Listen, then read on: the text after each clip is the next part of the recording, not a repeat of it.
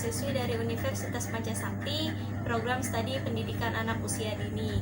Di sini saya mau menyelesaikan tugas ujian tengah semester saya dengan mata kuliah konsep dasar PAUD dengan dosen pengampu Ibu Hilda Kumala Azahri, SPD MPD. Baik, saya akan meresum materi dari pertemuan pertama sampai pertemuan ke-7. Pendahuluan. Perkembangan merupakan suatu perubahan yang berlangsung seumur hidup dengan bertambahnya struktur dan fungsi tubuh yang lebih kompleks dalam kemampuan gerak kasar, gerak halus, bicara dan bahasa, serta sosialisasi dan kemandirian. Ciri-ciri pertumbuhan dan perkembangan anak antara lain menimbulkan perubahan, berkolerasi dengan pertumbuhan, memiliki tahap yang berurutan dan mempunyai pola yang tetap.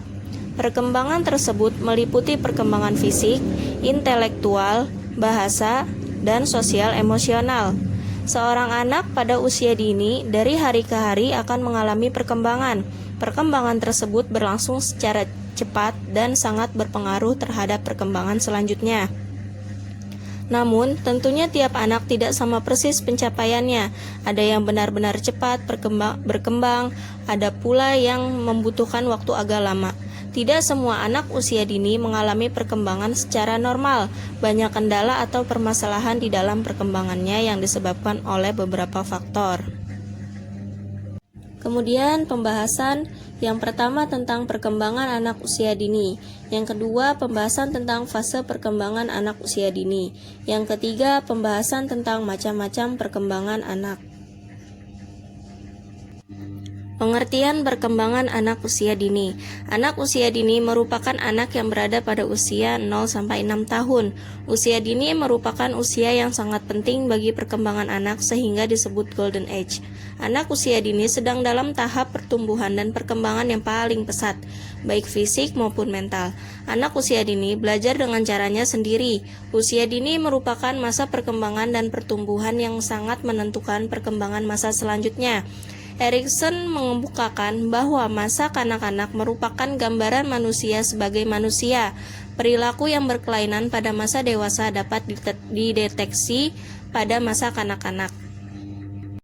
Karakteristik anak usia dini. Beberapa contoh karakteristik anak usia dini sebagai berikut. Yang pertama, unik. Kedua, egosentris. Yang ketiga, aktif dan energik. Yang keempat, rasa ingin tahu yang kuat dan antusias terhadap banyak hal. Kemudian yang kelima, eksploratif dan berpetualang. Yang keenam, spontan. Yang ketujuh, senang dan kaya dengan fantasi. Fase perkembangan anak usia dini. Yang pertama, tahapan perkembangan fisik anak usia dini. Sebagai seorang anak, tumbuh sistem sarafnya menjadi lebih matang. Karena ini terjadi, anak menjadi lebih dan lebih mampu melakukan tindakan yang semakin kompleks. Tingkat di mana keterampilan motorik muncul kadang-kadang merupakan kekhawatiran bagi orang tua. Pengasuh sering khawatir tentang apakah anak-anak mereka mengembangkan keterampilan-keterampilan pada tingkat normal. Yang kedua, tahapan pertumbuhan fisik anak usia dini. Perkembangan fisik pada anak-anak mengikuti pola yang terarah. Yang pertama, otot besar berkembang sebelum otot kecil tangan. Yang kedua, pusat tubuh berkembang sebelum daerah luar. Yang ketiga, pembangunan berjalan dari atas ke bawah, dari kepala ke jari kaki. Macam-macam perkembangan anak usia dini. Yang pertama, perkembangan kognitif. Yang kedua, perkembangan nilai moral dan agama. Yang ketiga, perkembangan bahasa. Yang keempat, perkembangan sosial dan emosi.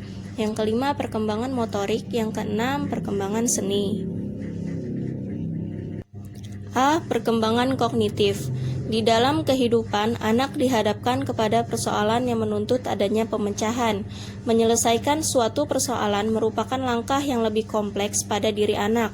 Sebelum anak mampu menyelesaikan persoalan, anak perlu memiliki kemampuan untuk mencari cara penyelesaiannya. Faktor kognitif mempunyai peranan penting bagi keberhasilan anak dalam belajar, karena sebagian besar aktivitas dalam belajar selalu berhubungan dengan masalah mengingat dan berpikir. B. Perkembangan nilai agama dan moral. Kemampuan anak untuk bersikap dan bertingkah laku. Hasil analisis menunjukkan bahwa dalam ajaran Islam telah dijelaskan bagaimana proses pengembangan nilai-nilai agama dan moral pada anak usia dini dapat diterapkan dengan benar. C. Perkembangan bahasa. Bahasa merupakan sarana berkomunikasi dengan orang lain. Melalui bahasa, seseorang dapat menyatakan pikiran dan perasaan dalam bentuk lisan, tulisan, isyarat, atau gerak. Pada usia 1 tahun, selaput otak untuk pendengaran membentuk kata-kata, mulai saling berhubungan. Anak sejak usia 2 tahun sudah banyak mendengar kata-kata atau memiliki kosakata yang luas. Gangguan pendengaran dapat membuat kemampuan anak untuk mencocokkan suara dengan huruf menjadi lambat. Bahasa anak mulai menjadi bahasa orang dewasa setelah anak mencapai usia 3 tahun. Pada saat itu, ia sudah mengetahui perbedaan antara saya, kamu, dan kita. D. Perkembangan sosial dan emosi. Perilaku sosial merupakan aktivitas dalam berhubungan dengan orang lain, baik dengan teman sebaya, orang tua, maupun saudara-saudara. Sejak kecil, anak telah belajar cara berperilaku sosial sesuai dengan harapan orang-orang yang paling dekat dengannya, yaitu dengan ibu, ayah, saudara, dan anggota keluarga yang lain. Apa yang telah dipelajari anak dari lingkungan keluarga turut mempengaruhi pembentukan perilaku sosialnya. Kemudian emosi merupakan suatu keadaan atau perasaan yang bergejolak pada diri seseorang yang disadari dan diungkapkan melalui wajah atau tindakan yang berfungsi sebagai inner adjustment atau penyesuaian dari dalam terhadap lingkungan untuk mencapai kesejahteraan dan keselamatan. Kemampuan untuk bereaksi secara emosional sudah ada sejak bayi dilahirkan.